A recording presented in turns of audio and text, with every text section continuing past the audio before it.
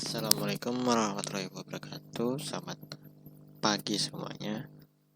Saya Azil Razim. Di video kali ini saya ingin menjelaskan materi tentang dependency inversion principle dalam pemenuhan tugas mata kuliah Object Oriented Programming dengan dosen pengampu Pak Hedi Pamungkas. Oke, langsung saja kita masuk ke materinya, di mana kita akan mengenal sedikit tentang apa itu dependency inversion principle. Dependency inversion principle itu sendiri merupakan salah satu prinsip solid yang dimana kalau di prinsip ini dikatakan bahwa modul yang lebih tinggi tidak bergantung pada modul yang lebih rendah. Keduanya bergantung pada abstraksi. Dan abstraksi juga tidak bergantung pada detail. Mungkin untuk analogi sederhananya, kita ambil contoh pada saklar lampu. Dia tidak peduli kita menggunakan lampu jenis apa, misalnya dia tuh nggak peduli kalau kita pakai lampu pijar, LED, ataupun lampu yang berasal dari lilin gitu. Nah, dia tuh tahu yang penting interface itu bisa nyala atau mati gitu. Ya, anggaplah saklarnya ini cuma tahu abstraknya itu cuma nyala ataupun mati, tanpa tahu detail lampu yang kita gunakan itu apa. Nah, kurang lebih seperti itu. Untuk analogi sederhananya, kemudian bagaimana kalau untuk di bagian contoh pemrogramannya gitu. Di sini saya sudah menemukan salah satu repository yang menurut saya itu lumayan oke juga untuk dikulik, karena ada beberapa dari teknik yang mungkin nanti dijelaskan itu nggak sepenuhnya itu benar gitu. Jadi kita bisa tahu bagian salahnya itu di mana. Di sini saya menggunakan repository dari developer Aryan Cops, yang dimana tuh overall dia menggunakan bahasa pemrograman Python. Oke, di sini saya coba ambil contohnya itu di bagian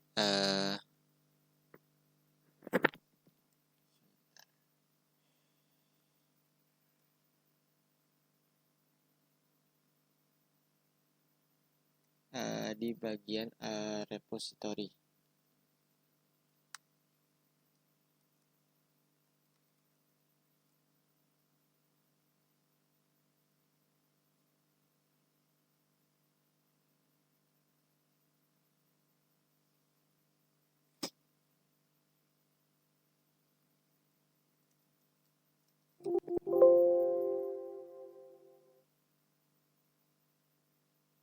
Ya, di bagian repository, yang dimana mungkin kita bisa anggapnya itu sebagai abstraknya, yang dimana nantinya itu akan dilanjut oleh blok repository, dimana dia itu punya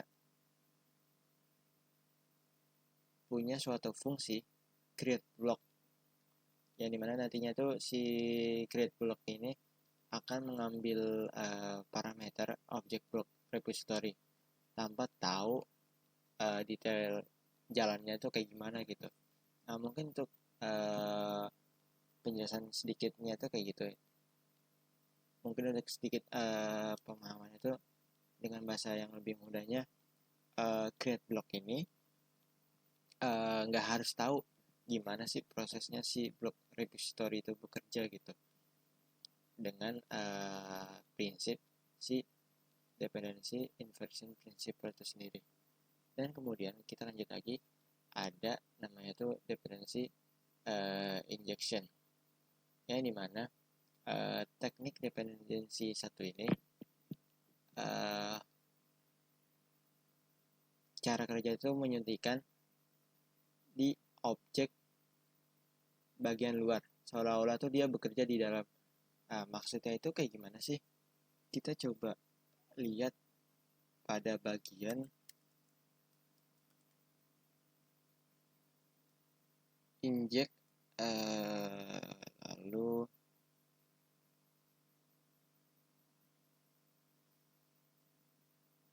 oke, di sini masih lanjut sama juga yang kayak tadi penjelasannya, dimana kita akan menggunakan dependency inject ini seolah-olah itu dia bekerja di dalam, dan dimana kita akan mengambil objek si block repository ini sebagai parameternya, dengan injectnya ini sebagai yang disuntikan nantinya tuh bisa terhubung dengan si database yang sudah dibuat tadi, yang sudah tertulis itu di bagian block repository-nya di kelas utama si block repository. Nah, kurang lebih di sini nanti yang dimana si inject itu sendiri dia punya proses utamanya yang dikerjakan oleh si init. Tuh, si initnya itu sendiri sudah melakukan proses konfigurasi inject dengan mengambil juga si bagian blok repository-nya dan menghubungkannya dengan si database yang akan digunakan nanti, yaitu SQLite gitu. Nah, kurang lebih gitu untuk penjelasan sederhana dari DI ataupun dependency injection. Selanjutnya saya akan menjelaskan sedikit tentang factory pattern, yang dimana teknik satu ini bertugas untuk membuat suatu objek yang dimana nanti objek lainnya itu akan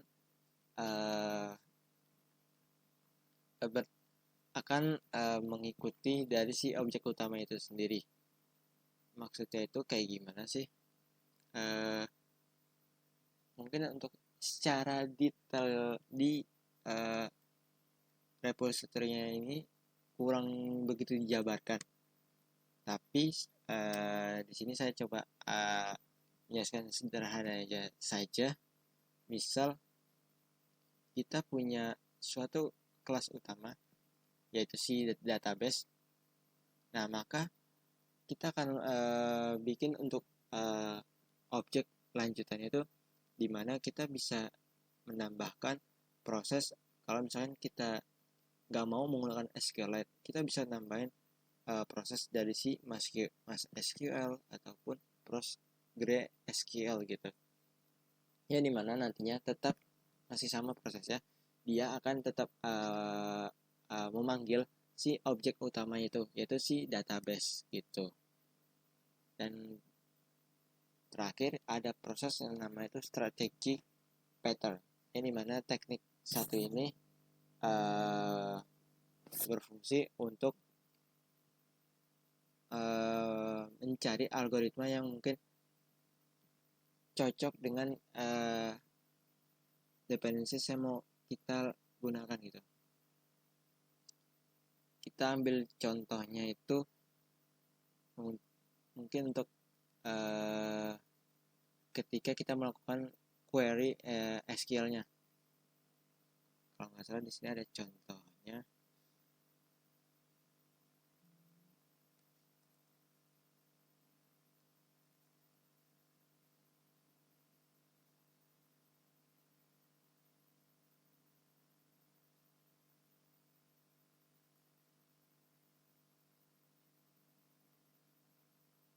Ya, mungkin kita coba ambil contohnya itu di sini.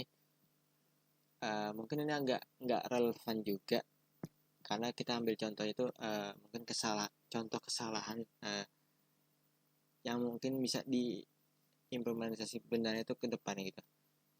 Di bagian di kelas repository, dia ini bisa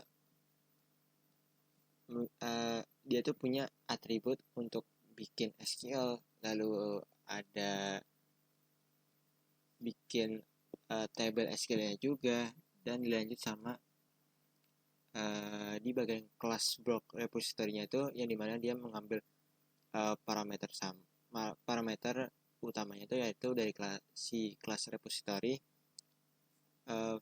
Dia punya atribut yang kurang lebih hampir sama juga, namun mungkin kenapa ini agak sedikit kurang relevan, karena ini masih berbicara dengan strategi query-nya tuh menggunakan SQLite gitu. Padahal kita bisa menggunakan contoh-contoh SQL, contoh-contoh query lainnya. Mungkin bisa menggunakan MySQL ataupun Postgre dan lain-lain. Nah, mungkin itu penyebab dimana mungkin saya mengambil kesimpulan untuk penulisan yang di sini tuh masih terlalu terpusatnya tuh di SQLite gitu. Karena memang mungkin saya ngambil contoh dari repository ini untuk implementasian itu si Fast API yang memang lebih supportnya itu dengan SQLite gitu. Atau ya mungkin kalau misalnya object relation modelnya itu dengan menggunakan SQL Alchemy gitu. Nah, mungkin untuk penjelasan sederhana yang dapat saya sampaikan kurang lebih itu saja. Mohon maaf kalau misalnya masih banyak kekurangan dari penjelasan materi ataupun dan lain-lainnya. Kurang lebihnya mohon maaf. Wassalamualaikum warahmatullahi wabarakatuh.